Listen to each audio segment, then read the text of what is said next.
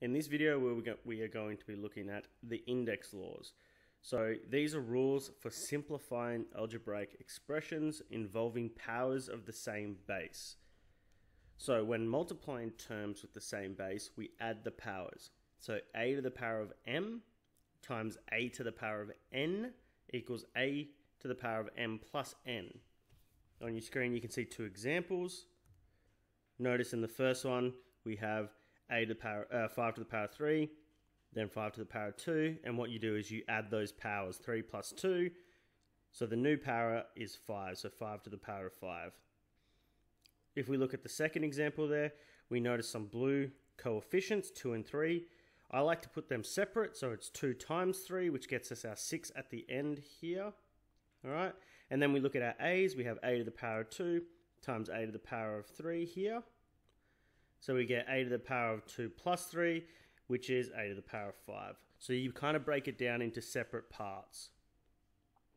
The next law we're looking at is dividing terms with the same base, and this is subtracting powers. So when we times, it's adding, and when we divide, it's subtracting.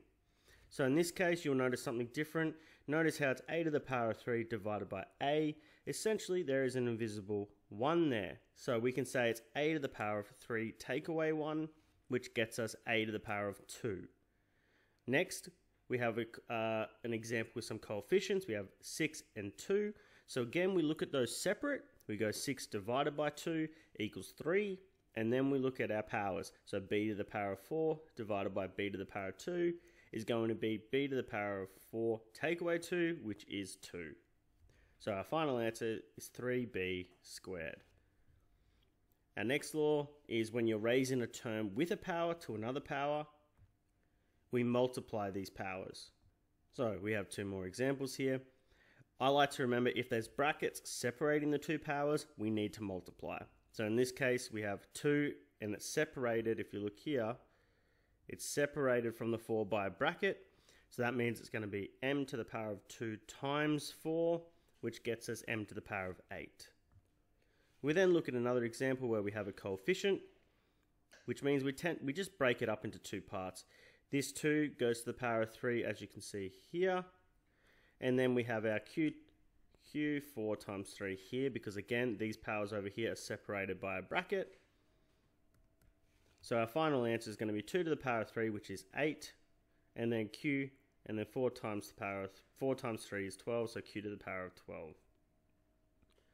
So when raising a product of terms to a power, we raise each term to that power.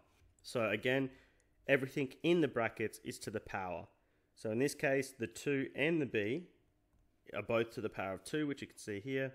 So 2 to the power of 2 gets me my 4 here in blue, and then b squared stays as b squared. So the final answer is 4b squared. Everything inside the brackets is to the power of what is outside the brackets. Alright, when raising a quotient, so a quotient is just a fraction of terms to a power, raise each term to that power. So the same thing we just kind of did. Anything inside the brackets is also to the power. So for our first example, we have 2 over a, and this is all to the power of 2. So essentially we get 2 squared over a squared, which equals 4 over a squared. Now if we look at a more complex one, in the next example here, we've got 2b squared over 3. So the 2 goes to the power of 2, as you can see here. We also have b 2 times 2 because there's brackets separating here. So that makes more, remember we have to times when there's brackets separating powers. And then down the bottom we get 3 squared. So everything there is to the power of 2. And we can simplify that to get 4b to the power of 4 over 9. Now an easy one to remember here is any number that has a power of 0 is equal to 1. So 2 to the power of 0 equals 1. A to the power of 0 equals 1. X squared b cubed z to the power of 4, all in brackets, to the power of 0 equals 1. Alright, anything to the power of 0 equals 1. Now, a number raised to a negative power gives a fraction. So whenever you have a negative, and in this case we have negative 1, we have 2b to the power of negative 1. That's going to get me 1 over 2b. At the top here, we have 8 to the power of negative 1, so that's going to be 1 over a. So wherever that negative is, it's going to become a fraction. Now, the only time that this may get confusing is when we have something such as this here. Now, this can be written as 2 times s to the negative 1. So that 2 out the front isn't to the power of negative 1. That's why, as you can see, it stays on top.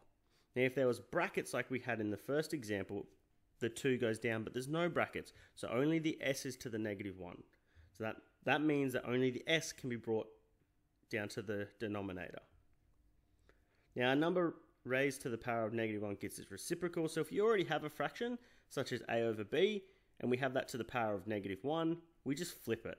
All right? We flip that fraction to get its reciprocal, which is b over a. In the second example, you can see a squared over 2.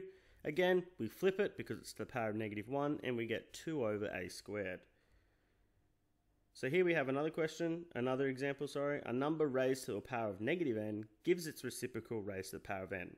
So I like to break this into its parts. So we have 2 over a, and this is to the power of negative 2.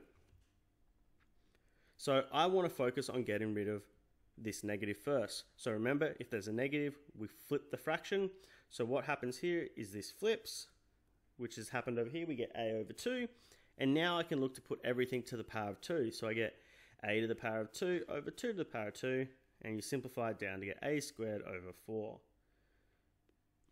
So now we're going to look at some questions. So here we have simplified this expression. So before I begin, I'm going to start color coding certain things so I know what I'm looking at.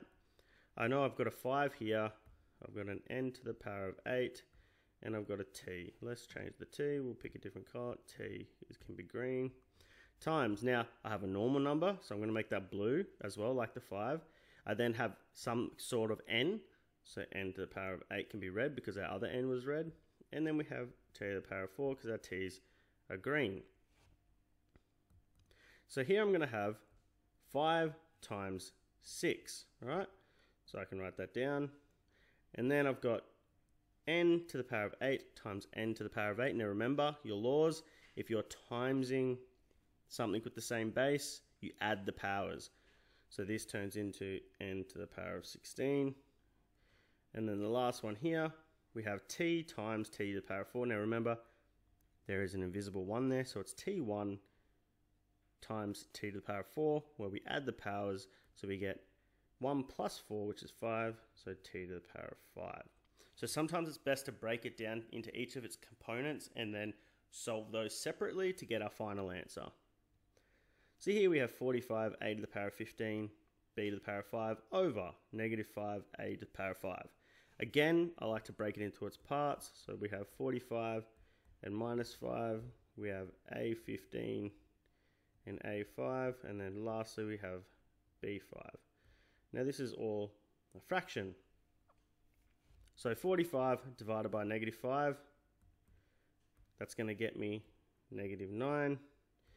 Now remember, a fraction is just another way of saying divided by. So in this case, it's going to be a15 divided by a5. And remember, when we divide, it's going to be a subtraction of the powers. So we get a15, take away 5 on top, so a10. And lastly, because there's no b's on the bottom, we're not doing anything, it's not changing, it remains the same as b5. Next, we have brackets, as you can see here. So we know we're going to be dealing with those. So everything inside that bracket is going to be to the power of 2.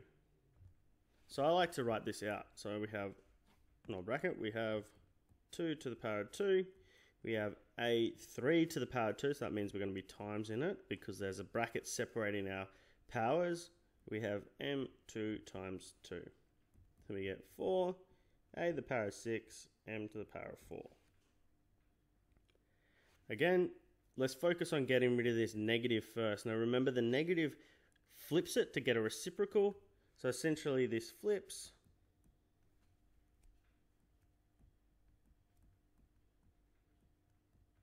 Now it's to the power of 2, which means we have 3 to the power of 2, t to the power of 2, 2 to the power of 2, and r to the power of 2. And we can further simplify this down to get 9t squared over 4r squared. And to recap the video, as you can see on your screen, these are all the index laws that we've covered. So if you haven't already written these down, I strongly suggest it as they're very important going forward.